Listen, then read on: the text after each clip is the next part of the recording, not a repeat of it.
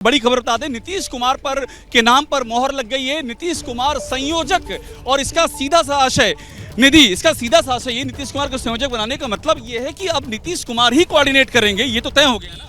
बिल्कुल, देखिए पहले से भी वो अगुवा के तौर पर सभी पार्टियों से मिलने जा रहे थे और सबको एकजुट करने की बात भी कर रहे थे और अब जब संयोजक बनाए जाने की चर्चा है तो ये बहुत बड़ी खबर है, खासतौर पर जी।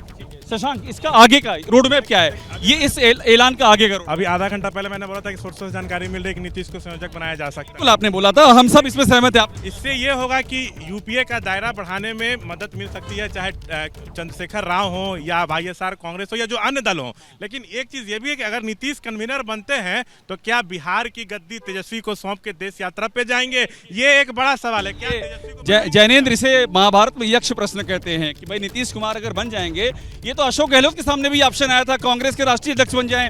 फिर सवाल आके टिक गया कि गद्दी देंगे नहीं सचिन पायलट को। वही सवाल यहाँ भी। लेकिन नेता इतनी जल्दी गद्दी देते नहीं अभिषेक जी, और नीतीश देंगे तो नेता नहीं है। नीतीश कुमार मुख्यमंत्री हैं तो वो उस पद पे रहेंगे, एक प्रोटोकॉल चलता है और कन्वीनर के तौर पर कहीं ना कहीं उनको पीएम कैंडिडेट के तौर पर ऑफिशियली नहीं लेकिन अनऑफिशियली उनको पेश किया जाएगा। वो देश भर में घूमेंगे तो सीएम प्रोटोकॉल उनके साथ चलेगा। मुझे लगता है इसलिए वो सीएम पद से इस्तीफा तो नहीं देंगे। देखना होगा कि तेजस्वी क्या सब्र करने को तैयार हैं या क्या आरजेडी में इस तरीके की मांग उठती है। लेकिन नीतीश का संयोजक बनना एक बहुत बड़ा डेवलपमेंट है। पटना से नीतीश कुमार ने सारे विपक्षी नेताओं को पटना आमंत्रित किया और आज जबकि बैठक चल रही है, तकरीबन 1.5 घंटे से बैठक चल रही है, उसमें नीतीश कुमार को संयोजक बनाए जाने पर चर्चा हो रही है और नीतीश संयोजक बनाए जा और भी लग गई है। और नीतीश्री, आपकी तो बातचीत होती रहती है।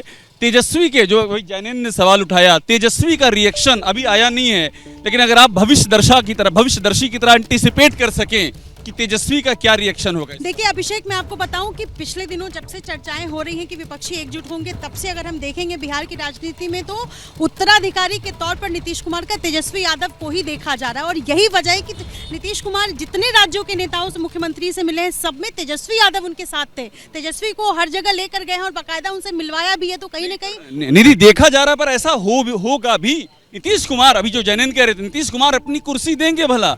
ये आज तक नहीं हुआ। जीतन राम मांझी को एक बार दी थी और नतीजा क्या हुआ देख लिया उन्होंने।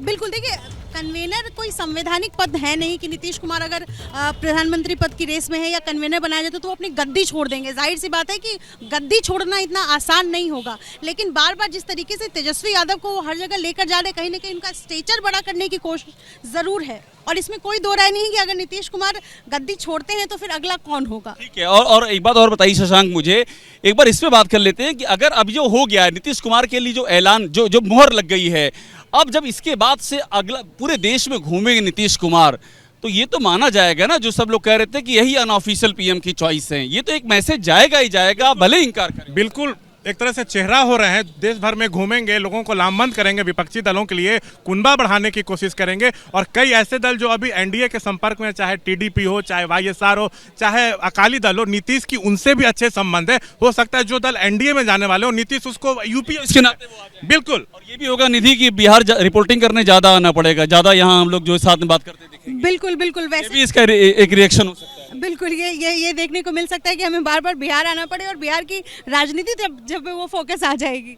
जैनेंद्र, कांग्रेस का क्या होगा, इस पर रुख आप बताइए। ऑफिशियल नहीं, मुझे समझना है कि कांग्रेस के भीतर का रुख क्या। ऑफिशियल तो कह देंगे बाय द वे कि हम स्वागत करते हैं, बड़ा कदम है, लेकिन भीतर कुछ तो सुगबुगाहट होगी कि पहली बाजी नीतीश मार लेंगे। देखिए कांग्रेस का मुख्य लक्ष्य क्या है? कांग्रेस का मुख्य लक्ष्य है बीजेपी को केंद्र की सत्ता से उखाड़ फेंकना, नरेंद्र मोदी को पद से हटाना।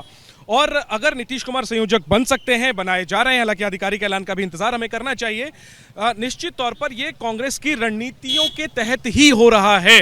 क्योंकि पर्दे के पीछे सारी बातें जब तय हुई, इसके बाद ही नीतीश कुमार पाला बदलकर बीजेपी को छोड़कर कांग्रेस और आरजेडी अलायंस में आए। और कांग्रेस की रणनीति आप कह रहे हैं? देखिए ये नीतीश कुमार, कांग्रेस का ही नीतीश कुमार प्लान है, आप इसको ऐसे कह सकते हैं।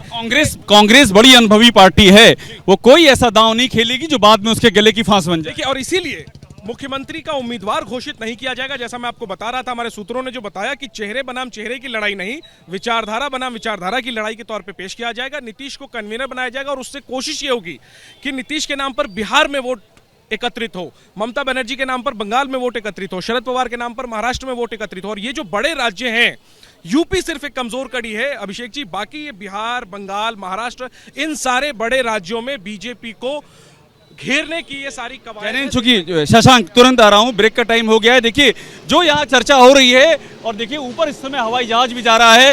ये महागठबंधन का हवाई जहाज तो नहीं है, ये कहाँ लैंड करेगा अभी ये तय नहीं हो पा रहा है।